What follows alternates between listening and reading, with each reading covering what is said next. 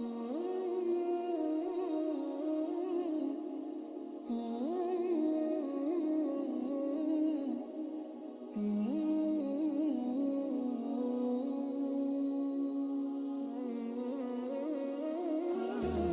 الله الرحمن الرحيم إن الحمد لله نحمده ونستعينه ونستغفره ونعوذ بالله من شرور أنفسنا ومن سيئات أعمالنا من يهده الله فلا مضل له ومن يضلل فلا هادي له وأشهد أن لا إله إلا الله وأشهد أن سيدنا محمدًا عبده ورسوله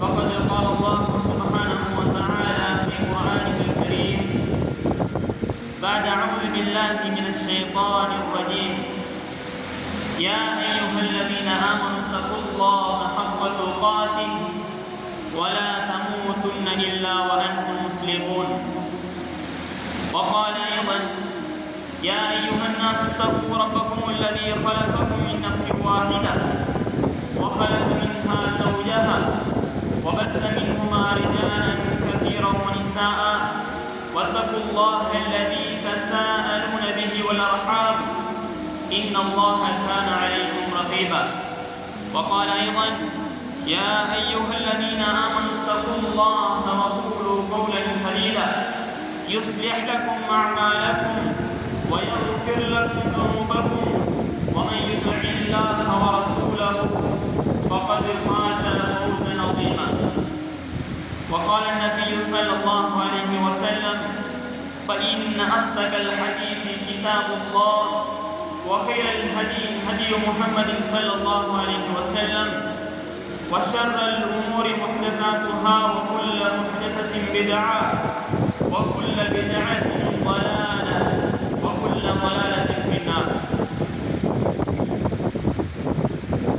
இந்த உலகை படைத்து பரிபாலித்து சிறந்த முறையிலே நிர்வகித்துக் கொண்டிருக்கின்ற ஏகவல்ல இறைவன் அல்லாஹ்வுக்கு எல்லா புகழும் உரித்தாகட்டும். அல்ஹம்துலில்லாஹ். இந்த உலகிற்கு அருவியாய் வந்த இறைத்தூதர் முஹம்மது ஸல்லல்லாஹு அலைஹி வஸல்லம் அவர்கள் மீதும் அவர்களுடைய வாழ்க்கையை தன் வாழ்க்கையாக கொண்டு வாழ்ந்த சஹாபாக்கள், தாபிஊன்கள், தபஉ தாபிஈன்கள், அன்று தொடக்கம் இன்று வரை வாழப்போகின்ற முஸ்லிமான ஆண்கள் பெண்கள் அனைவர் மீதும் அல்லாஹ்வுடைய சாந்தியும் சமாதானமும் என்றென்றும் நிலவட்டுமாக. அல்லாஹ்வுடைய அழைப்பை ஏற்று அவனது இறையில்லமா மஸ்ஜிதிலே ஒன்று கூடியிருக்கின்ற அல்லாஹ்வின் நல்லடியார்களே, இறைநேசர்களே, ஈமானிய உறவுகளே,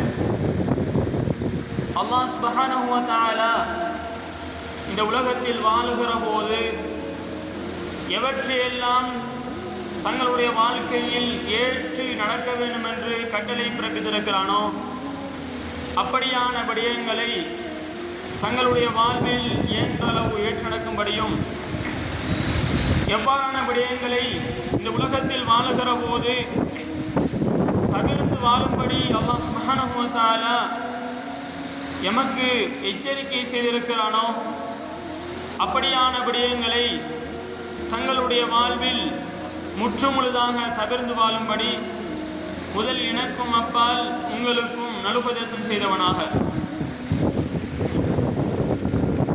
அன்புக்குரிய அல்லாஹ்வின் நல்லடியார்களே, ஈமானிய உறவுகளே, இன்றைய இந்த குத்பா பிரசங்கத்தில் துல்ஹஜ் மாதத்தினுடைய சிறப்புகள் என்கிற தலைப்பில் சில விடயங்களை தெளிவுபடுத்தலாம் என்று நினைக்கிறேன்.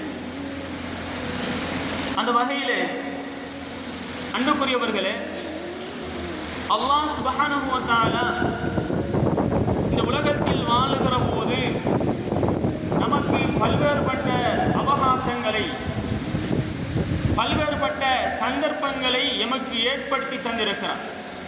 எதற்காக வேண்டி என்றால் அல்லாஹ்வுடைய இறை நெருக்கத்தை பெறுவதற்காக, அல்லாஹ்வுடைய இறை நேசர்களாக மாற வேண்டும், பாவத்திலிருந்து பரிசுத்தம் பெற வேண்டும், பாவத்திலிருந்து தூய்மை பெற வேண்டும் என்பதற்காக வேண்டி அல்லாஹ் சுப்ஹானஹு வ தஆலா நமக்கு இந்த உலகத்தில் வாழுகிற போது பல சந்தர்ப்பங்களை ஏற்படுத்தி நம்மை தூய்மைப்படுத்துகிறான்.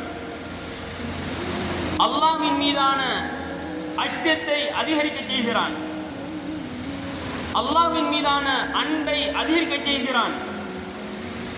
எனவேதான் அன்புக்குரியவர்களே, இந்த உலகத்தில் வாழுகிற நாமெல்லாம் இப்படியான சந்தர்ப்பங்களை பயன்படுத்திக் கொள்ள தெரிய வேண்டும், பயன்படுத்திக் கொள்ள வேண்டும். அப்போதுதான் அல்லாஹ்வுடைய அன்பை பெற்றவர்களாக, அல்லாஹ் விரும்புகிற இறைநேசர்களாக, உண்மையான மூமின்களாக, உண்மையான முஸ்லிம்களாக நாங்கள் மாற முடியும். இதைத்தான் நபிகளார் ஸல்லல்லாஹு அலைஹி வஸல்லம் சொன்னார்கள், அல் கையிசு மன் தான நஃப்ஸஹு வ அமில லிமா பஅதல் மௌத். ஒரு உண்மையான புத்திசாலி யார் என்று சொன்னால், அவன் மன் தான நஃப்ஸஹு வ அமில லிமா பஅதல் மௌத், தன்னுடைய உள்ளத்தை கட்டுப்படுத்திக் கொள்வான். தன்னுடைய உள்ளத்தை கட்டுப்படுத்திக் கொள்வான். எதற்காக வேண்டி என்றால், நாளை மறுமைக்காக வேண்டி, அல்லாஹ்வை சந்திப்பதற்காக வேண்டி, கபரை சந்திப்பதற்காக வேண்டி, மறுமை நாள் என்ற ஒன்று இருக்கிறது, அதை சந்திக்க வேண்டும் என்பதற்காக வேண்டி தன்னுடைய உள்ளத்தை கட்டுப்படுத்தி இந்த மறுமையில், இந்த கபரிலே அல்லாஹ்வை சந்திக்க வேண்டும் என்கிற நோக்கத்துக்காக செயற்படுவான் என்று நபிகளார் ஸல்லல்லாஹு அலைஹி வஸல்லம் அவர்கள் புத்திசாலிக்கு, உண்மையான புத்திசாலி யார் என்று நமக்கு வரைவிலக்கணப்படுத்தினார்கள். அதே போன்று சொன்னார்கள், ஒரு அறிவியினர் புத்தி இல்லாத மனிதன் யார் என்ற விடயத்தையும் சொன்னார்கள். வல் ஆஜிசு மன் அத்பஅ நஃப்ஸஹு ஹவாஹா வ தமன்னா அலல்லாஹ். இந்த மனிதன் எப்படிப்பட்டவன் என்றால், ஒரு அறிவியினர் யார் என்றால், இந்த உலகத்தில் வாழக்கூடிய நேரத்திலே, இந்த உலகத்திலே வாழக்கூடிய நேரத்திலே அல்லாஹ் தடுத்த எல்லா காரியங்களையும் செய்து கொண்டிருப்பார். வாழ்க்கையில் தொழுகை கிடையாது, நோன்பு கிடையாது, வசதி இருந்தும் ஹஜ் செய்வது கிடையாது, ஜகாத்து கொடுப்பது கிடையாது. இப்படியான இபாதத்துகளை விட்டுவிட்டு வதமன்னா அலல்லாஹ், அல்லாஹ்வின் மீது நல்லெண்ணம் சொல்லுவார். அல்லாஹ் கரீம், அல்லாஹ் சங்கைக்குரியவன், அல்லாஹ் ரஹீம், அல்லாஹ் இரக்கமானவன், அல்லாஹ் கஃபூர், அல்லாஹ் மன்னிக்கக்கூடியவன் என்று அல்லாஹ்வின் மீது நல்லெண்ணம் வைப்பார். ஆனால் தொழுகை கிடையாது, நோன்பு கிடையாது, மற்ற மனிதர்களோடு நல்ல முறை நடப்பது கிடையாது. இவற்றையெல்லாம் செய்து கொண்டு யார் அல்லாஹ்வின் மீது நல்லெண்ணம் வைக்கிறாரோ அவர்தான் அறிவியினர் என்று நபிகளார் ஸல்லல்லாஹு அலைஹி வஸல்லம் அவர்கள் அடையாளம் இட்டு காட்டினார்கள். எனவேதான் அன்புக்குரியவர்களே, நாமும் தற்போது அல்லாஹ்வினால் வழங்கப்பட்ட ஒரு மிகப்பெரிய ஒரு சந்தர்ப்பத்தை அடைய இருக்கிறோம். துல்கஅதா மாதத்தினுடைய இறுதி நாட்களில் இருக்கிறோம். இன்னும் சில நாட்களிலே துல்ஹஜ் மாதத்தை அடைய இருக்கிறோம். இந்த துல்ஹஜ் மாதம் அல்லாஹ் நமக்கு செய்த மிகப்பெரிய ஒரு சந்தர்ப்பமாக இருக்கிறது. இந்த மாதத்தை அல்லாஹ் நமக்கு அடைய செய்திருக்கிறான் என்று சொன்னால், அது அல்லாஹ் நமக்கு செய்த மிகப்பெரிய ஒரு சந்தர்ப்பம். ஏனென்று சொன்னால், நாம் இருக்கிற இந்த துல்கஅதா மாதம் சிறப்புக்குரிய மாதம். அதே போன்று அதனை தொடர்ந்து வருகிற துல்ஹிஜ்ஜா மாதம், அதுவும் அல்லாஹ்வினால் சிறப்பிக்கப்பட்ட மாதம். அல்லாஹ் சொல்கிறான், இன் இத்தத ஷுஹூர் இன்தல்லாஹி 12 ஷஹ்ரா. அல்லாஹ்விடத்திலே இந்த பூமியும் வானமும் படைக்கப்பட்ட நாளிலிருந்து அல்லாஹ்விடத்தில் மாதங்களுடைய எண்ணிக்கை 12 என்று அல்லாஹ் சொல்லிவிட்டு, அந்த 12 மாதங்களிலும் 4 மாதங்கள் அல்லாஹ்வினால் சங்கைப்படுத்தப்பட்ட மாதங்களாக இருக்கிறது என்று அல்லாஹ் சொல்கிறான். அதிலே ஒன்று துல்கஅதா, துல்ஹிஜ்ஜா, முஹர்ரம், ரஜப் என்ற 4 மாதங்களை நாங்கள் அடையாளப்படுத்திக் கொள்ள முடியும். எனவேதான் இந்த நாம் அடைய இருக்கின்ற இந்த துல்ஹிஜ்ஜா மாதம் சிறப்புக்குரிய மாதம். எப்படி இந்த துல்ஹிஜ்ஜா மாதம் சிறப்புக்குரியதோ, அதிலே இருக்கின்ற முதல் 10 நாட்களும் அதை விட மிகச் சிறப்பானது. அல்லாஹ்வுக்கு மிக விருப்பமான நாட்களாக, இந்த உலகத்திலே மிகச்சிறந்த நாட்களாக இந்த துல்ஹிஜ்ஜாவினுடைய முதல் 10 நாட்கள் இருப்பதாக அல் குர்ஆனும் ஹதீஸும் நமக்கு தெளிவுபடுத்துகிறது. அல்லாஹ் அல் குர்ஆனிலே சொல்கிறான், வல் ஃபஜ்ர் வலயாலின் அஷ்ர். வல் ஃபஜ்ர் வலயாலின் அஷ்ர், ஃபஜ்ர் மீது சத்தியமாக. அதை தொடர்ந்து அல்லாஹ் சொல்கிறான், 10 இரவுகள் மீது சத்தியமாக. 10 இரவுகள் மீது சத்தியமாக. அந்த 10 இரவுகளும் துல்ஹஜ் மாதத்தினுடைய 10 நாட்களை குறிக்கின்றது. துல்ஹஜ் மாதத்தினுடைய 10 நாட்களை குறிக்கிறது. அல்லாஹ் சுப்ஹானஹு வ தஆலா ஒரு விடயத்தின் மீது சத்தியமிட்டு சொன்னால், ஒரு விடயத்தின் மீது சத்தியம் செய்தால் அது அல்லாஹ்விடத்தில் அந்தஸ்தால் உயர்ந்த விடயம் என்கிற விடயத்தை நாங்கள் புரிந்து கொள்ள வேண்டும். அல்லாஹ்விடத்தில் கண்ணியத்தால் உயர்ந்த விடயம் என்ற விஷயத்தை நாங்கள் புரிந்து கொள்ள வேண்டும். எனவேதான் இந்த 10 நாட்களும், நாங்கள் அடைய இருக்கிற இந்த 10 நாட்களும் மிக கண்ணியமான, சிறப்புக்குரிய, பல்வேறு சிறப்புகளை பொருந்திய நாட்களாகத்தான் இந்த 10 நாட்களும் இருக்க போகிறது. அன்புக்குரியவர்களே, நபிகள் ஸல்லல்லாஹு அலைஹி வஸல்லம் சொன்னார்கள், அஃதலு ஐயாமித் துன்யா ஐயாமுல் அஷ்ர். இந்த உலகத்திலே சிறப்புக்குரிய நாட்கள் இருக்கும் என்று சொன்னால், இந்த உலகத்திலே மிகச்சிறந்த நாட்கள் இருக்கும் என்று சொன்னால் அது துல்ஹிஜ்ஜா மாதத்தினுடைய 10 நாட்கள் என்ற விடயத்தை நபிகளா ஸல்லல்லாஹு அலைஹி வஸல்லம் நமக்கு கற்றுத் தந்தார்கள். அந்த அளவுக்கு சிறப்பு மிக்க நாட்களாகத்தான் இந்த முதல் 10 நாட்களும் இருக்கிறது என்கிற விடயத்தை நாங்கள் விளங்கிக் கொள்ள முடியும். அதே போன்று நபிகளா ஸல்லல்லாஹு அலைஹி வஸல்லம் அவர்கள் இதனுடைய சிறப்பை தெளிவுபடுத்தினார்கள். ஒரு ஹதீஸிலே தெளிவுபடுத்தும் போது, மாமின் ஐயாமில் அல் அமலு ஸாலிஹ் ஃபீஹின் அஹப்பு இலல்லாஹி மின் ஹாதிஹில் ஐயாம். நபிகளா சொன்னார்கள், ஏனைய நாட்களிலே செய்யக்கூடிய அமல்களை விட, ஏனைய நாட்களிலே நாங்கள் செய்யக்கூடிய அமல்களை விட இந்த 10 நாட்களிலே நாங்கள் செய்கிற அமல் அல்லாஹ்வுக்கு மிகவும் விருப்பத்துக்குரியது என்று சொன்னார்கள். இந்த 10 நாட்களிலும் செய்கிற இபாதத்தை அல்லாஹ் அதிகமாக விரும்புகிறான். இந்த 10 நாட்களில் செய்கிற எல்லா காரியங்களும் அல்லாஹ்வுக்கு மிக விருப்பமான காரியங்களாக இருக்கிறது.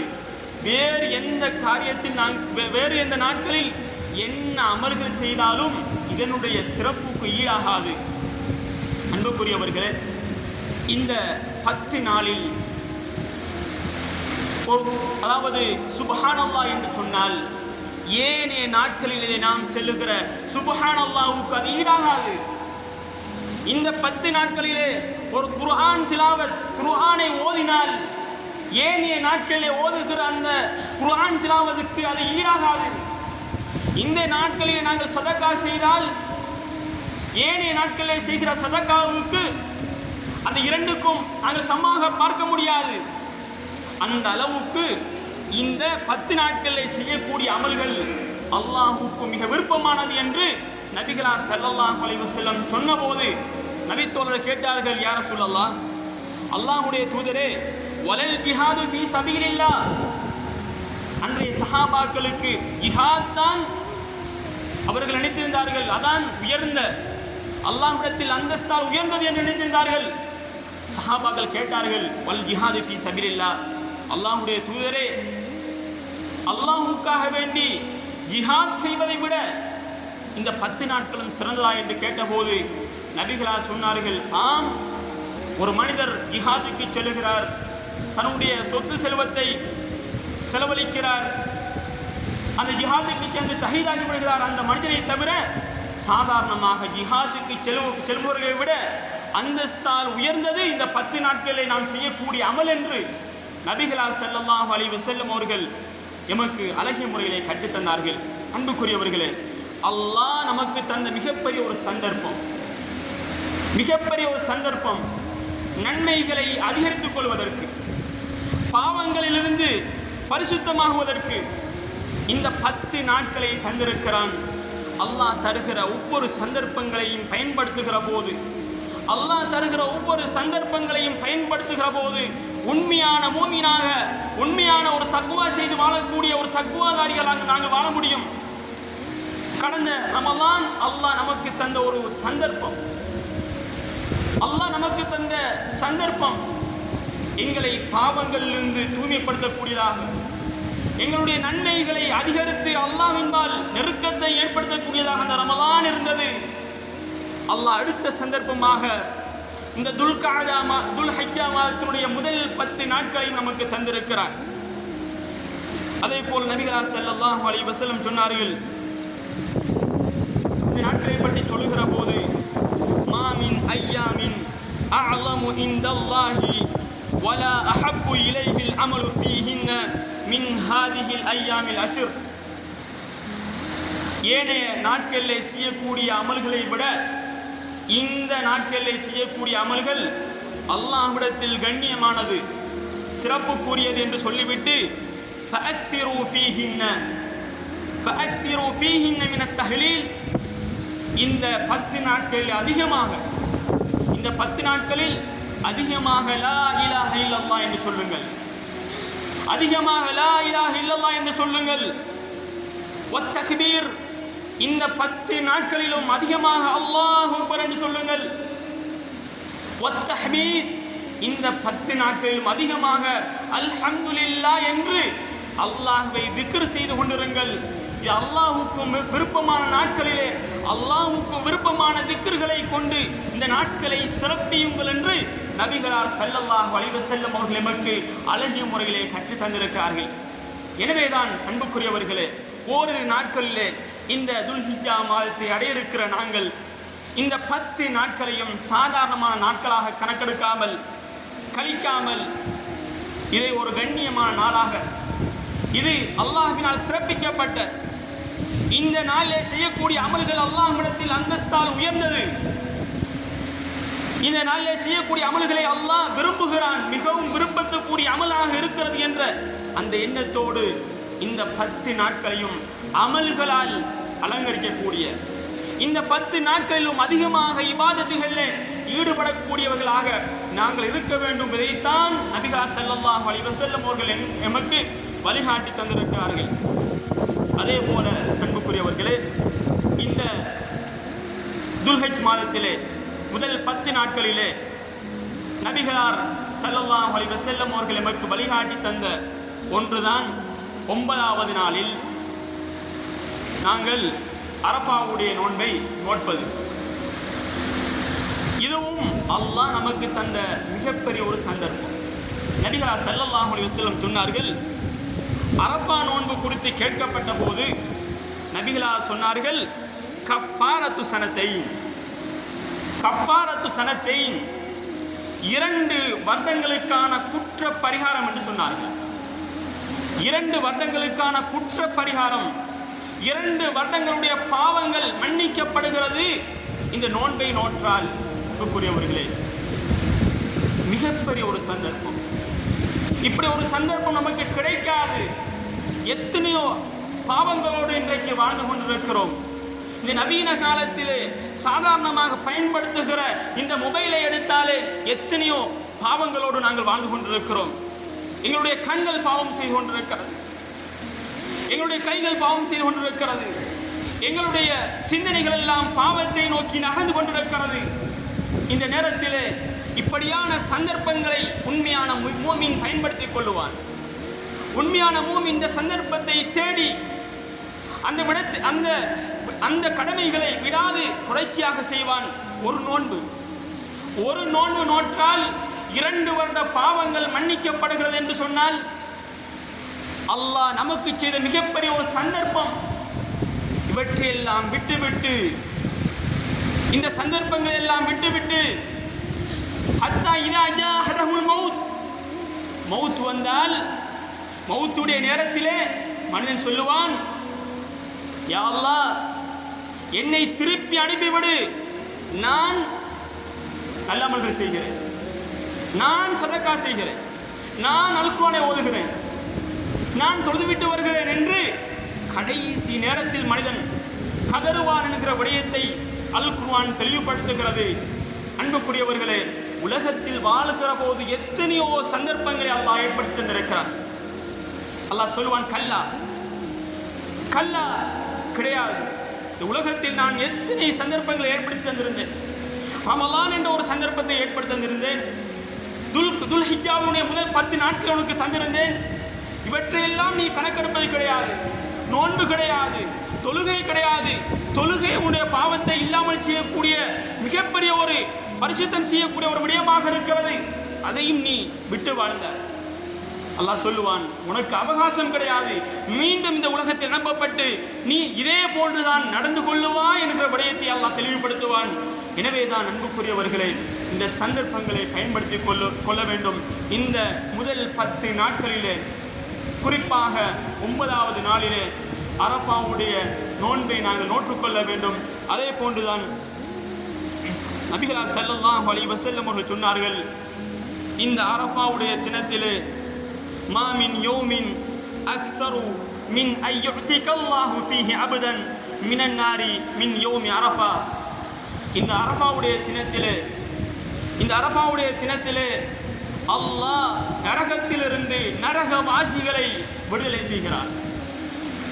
யாருடைய பேர் நரகவாசி என்று குறிக்கப்பட்டிருக்கிறதோ, பேர் பட்டியலில் யாருடைய பேர் இவர் நரகத்துக்குரியவர் என்று எழுதப்பட்டிருக்கிறதோ, அப்படியானவர்கள் இந்த அரஃபாவுடைய தினத்திலே விடுவிக்கப்படுகின்றார்கள். அது ஹாஜிகளாக இருக்கலாம், ஹஜ்ஜி செய்யாத நம்மை போன்றவர்களாக இருக்கலாம். எல்லோருக்கும் அல்லாஹ் நரக விடுதலையை கொடுக்கிறார். அன்புக்குரியவர்களே, இந்த 10 நாட்களிலும் அதிகமாக துஆ செய்து கொள்வோம், அதிகமாக துஆக்களில் ஈடுபடுவோம். யா அல்லாஹ், இந்த அரஃபா தினத்திலே நீ வழங்க இருக்கின்ற அந்த நரக விடுதலையை, அந்த பேர் பட்டியலில் என்னுடைய பேரையும் இணைத்து விடு என்று அல்லாஹ்விடத்திலே அதிகமாக துஆ செய்து கொள்வோம்.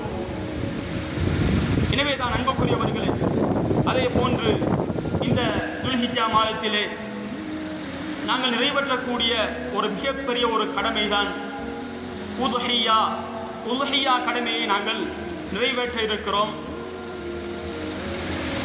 அல்லாஹ் சுப்ஹானஹு வ தஆலா எமக்கு அது ஒரு கடமையாக விதியாக்கி இருக்கிறார்.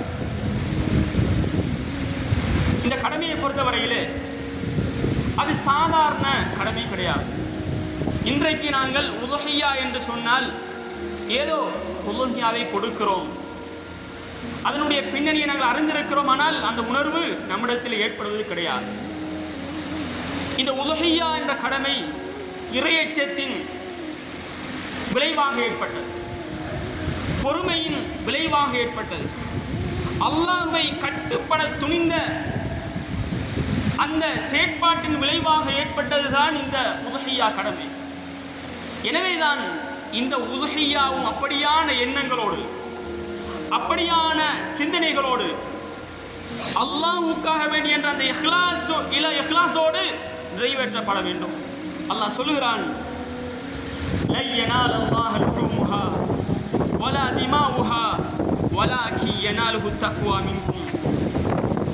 அல்லாஹ் ஒருபோதும் நீங்கள் கொடுக்கின்ற அந்த பிராணியினுடைய மாமிசத்தை எடுத்துக்கொள்வது கிடையாது, அதை பார்ப்பது கிடையாது, அந்த பிராணியினுடைய இரத்தத்தை பார்ப்பது கிடையாது. வலாக்கி யனாலுஹு தக்வா மின்கும்.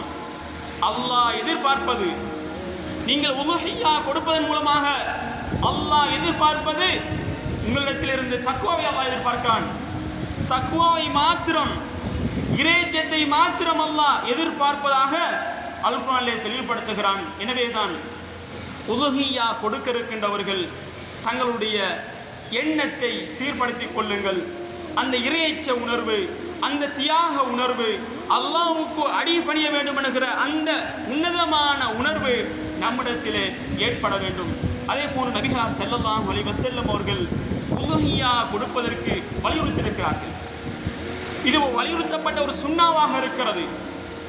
நபிகளார் ஸல்லல்லாஹு அலைஹி வஸல்லம் சொன்னார்கள், மன் கான இந்தஹு சஅத்துன் ஃபலம் யுதஹி ஃபலா யக்ரபன்ன முஸல்லானா.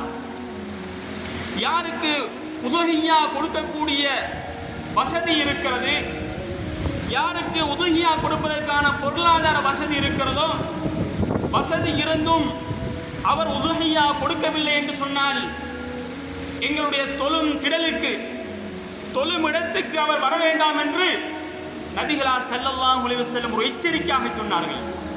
இந்த எச்சரிக்கை என்பது வசதி படைத்தவர்கள் கொடுக்க வேண்டும், வசதி படைத்தவர்கள் கொடுக்க வேண்டும் என்கின்ற விடயத்தை நபிகளா ஸல்லல்லாஹு அலைஹி வஸல்லம் அவர்கள் இந்த ஹதீஸின் மூலமாக நமக்கு தெளிவுபடுத்தி காட்டியிருக்கிறார்கள்.